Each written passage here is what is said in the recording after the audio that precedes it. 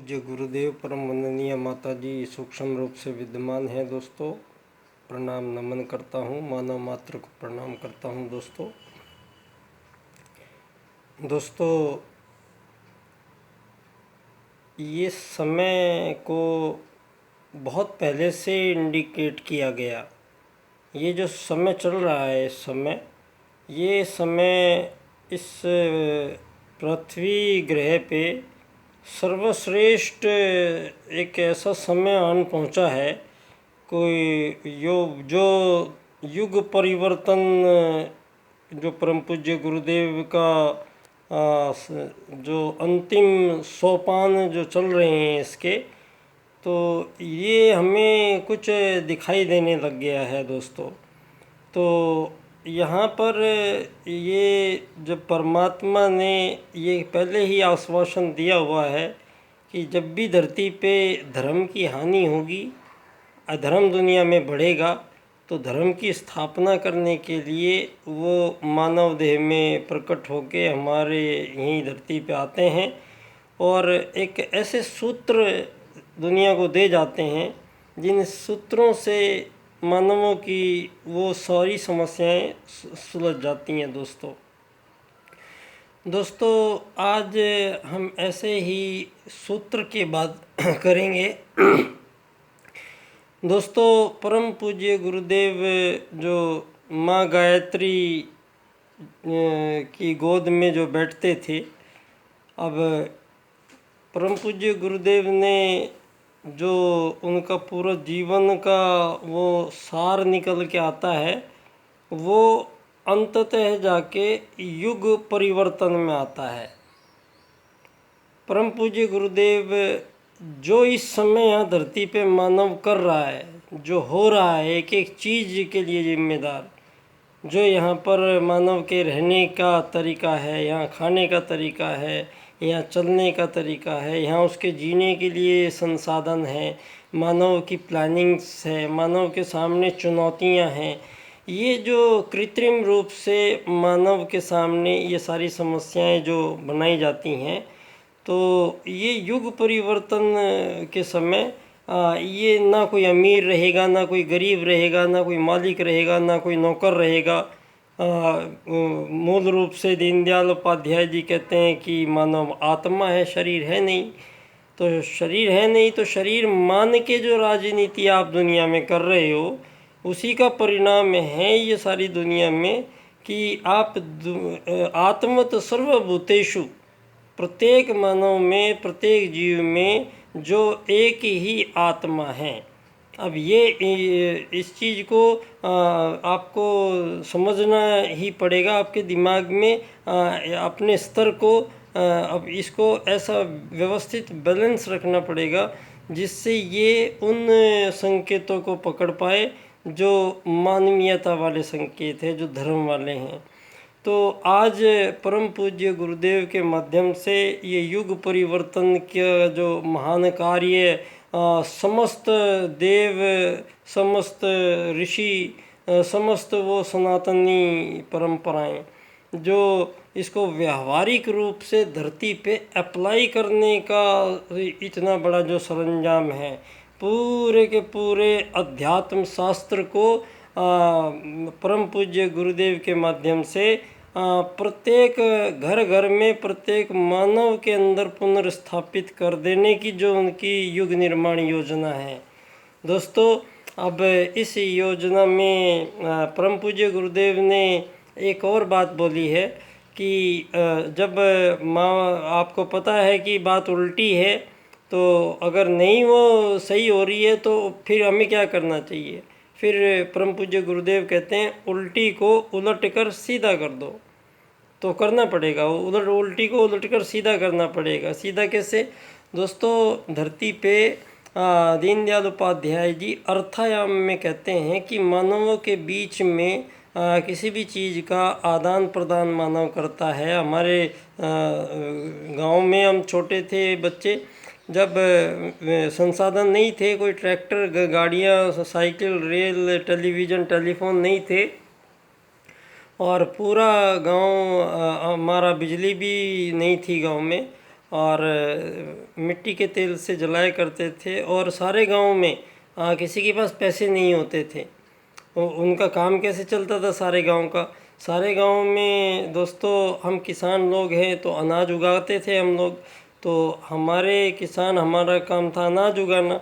अब फिर नाई है, दर्जी है, कुम्हार है, लोहार है, ये पंडित जी हैं, और कई कार्य करने वाले, वो सारे जो हमारे साल भर कपड़े सिल देते थे। कोई हमारे बर्तन मिट्टी के दे जाता था, लोहे को ठीक कर देते थे। तो वो सारे के सारे काम हम उनके पास ले जाते थे और वो सारे के सारे हमें साल भर तक अपनी सेवाएं देते थे। और फिर खेत में जब अनाज होता था तो सब अपना अपना हिस्सा देने के लिए वहाँ आ जाते थे और अपने अपने बोरे में अनाज भर के और वो घर ले जाते थे और सारा साल फिर वही वो काम आते थे। तो ये क्रम था। यहाँ धन आधारित जीवन पद्धति नहीं थी। ये यहाँ जो पंडित दीनदयाल उपाध्याय जी, जो ये जो नव पूंजीवाद है, ये पूंजी अलग चीज़ थी जिसको भी लेन देन के लिए इस्तेमाल किया जाने वाला। लेकिन ये पूंजीवाद का मतलब ये कर दिया है कि मानव को एक उपभोक्ता समझा, एक शरीर मान के। इतने विभेद आप लोगों ने किए हुए हैं कि एकता तो कहीं समझ में ही नहीं आती है। एकता हो जाए कभी मानव को ये समझ में आ जाए, अपने बारे में मानव अगर समझ जाए, तो इतना तो समझ में आ नहीं रहा है दोस्तों। तो हमें फिर भी दो सूत्र हैं। तो परम पूज्य गुरुदेव ने युग निर्माण योजना के माध्यम से और प्रत्येक चीज़ को, सनातनी चीज़ को, वो यज्ञ के माध्यम से, वृक्षारोपण के माध्यम से, महिला जागरण के माध्यम से, लोकगीतों के माध्यम से, तो हमारे जो परम पूज्य गुरुदेव ने ऐसी कितनी विधाएं हैं जिन पे वो सारी कोई विधाओं पे काम किया जा रहा है। हमारा देव संस्कृति विश्वविद्यालय आज अध्यात्म के द्वारा सारे विश्व को एक दिशा देने का कार्य कर रहा है। तो सारी दुनिया में आध्यात्मिकता का जो गढ़ है, जो परम पूज्य गुरुदेव का सपनों का विश्वविद्यालय, दोस्तों इस विश्वविद्यालय से ही मुझे पढ़ने का मौका गुरु जी ने दिया है। और मैंने समग्र स्वास्थ्य प्रबंधक देव संस्कृति विश्वविद्यालय से 2005 में किया था। तो उसी समय हमें ये संकल्प मन में आ गए थे। तो संकल्प ये था मेरे लिए, परम पूज्य गुरुदेव ने मुझे तो ये दीनदयाल उपाध्याय जी के पास भेजे रखा। तो दीनदयाल उपाध्याय जी के लिए फिर मुझे अलग से एक एनजीओ बनाना पड़ा, बाल्यकाल, क्योंकि दीनदयाल उपाध्याय जी का पूरा बचपन यहीं पे गुजरा है। तो बाल्यकाल में ही वो विचार जन्मे तो गुरुजी ने मुझे दीनदयाल जी के सूत्रों को समझने का काम में लगा दिया। तो 4 सूत्र दिए इन्होंने, दीनदयाल उपाध्याय जी ने, जिनका मैं अपने इस क्रम से इनका व्याख्यान करता हूँ। तो इसमें तो सारी सृष्टि में बदलाव हो जाता है। तो ये आर्थिक लोकतंत्र, दीनदयाल उपाध्याय जी कहते हैं आर्थिक लोकतंत्र का मतलब ये है कि जो धरती पे मानव जन्मे हैं उनको भोजन का और काम करने का, ये दोनों अधिकार प्रकृति ने मतलब यहाँ पे दिए हैं। इसमें कहीं कोई त्रुटि नहीं आनी चाहिए। जबकि मानव के सामने रोजगार देना सबसे बड़ी चुनौती रही है, क्योंकि इन लोगों ने यहाँ रोजगार कोई शब्द नहीं था, ये हमारा हिंदू का शब्द भी नहीं है। हमारे यहाँ कोई ऐसी मानव के बारे में बात ही नहीं की गई है कि कोई अलग से रोजगार करके कुछ धन कमाएगा, उस धन से फिर दुनिया चलेगी। ये ऐसा कोई विचार नहीं था।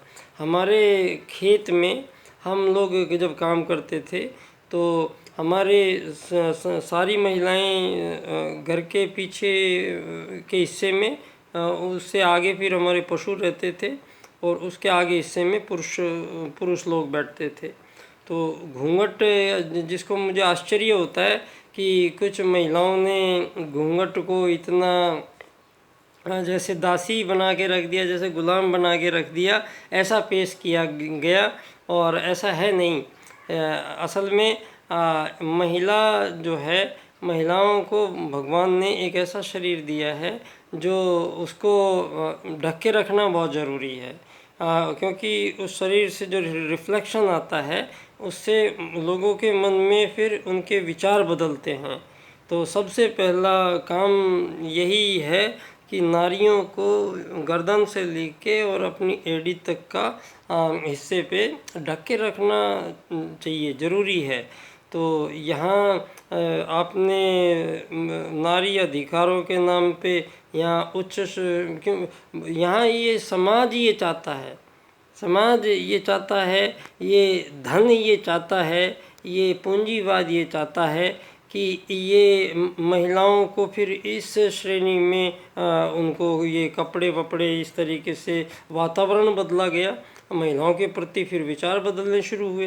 तो विचार बदलने से आज इस कदर विचार जानवर जैसे हो गए हैं मानव के, कि आज भारत में आप देख लीजिए, ये फेसबुक है, ट्विटर है, जितने भी नेट पे ये हैं, इनमें भारत में ऐसे छोटे छोटे चीज़ें ऐसी प्रसारित की जा रही हैं जिसमें हमारे जो रिश्ते हैं, आंतरिक रिश्ते हैं, जो चाचा फूफा ताता नाई माँ बाप भाई बहन, इन रिश्तों को कलंकित करने वाले कुछ ऐसी चीज़ें लगातार रोज़ाना दिखाई जा रही है।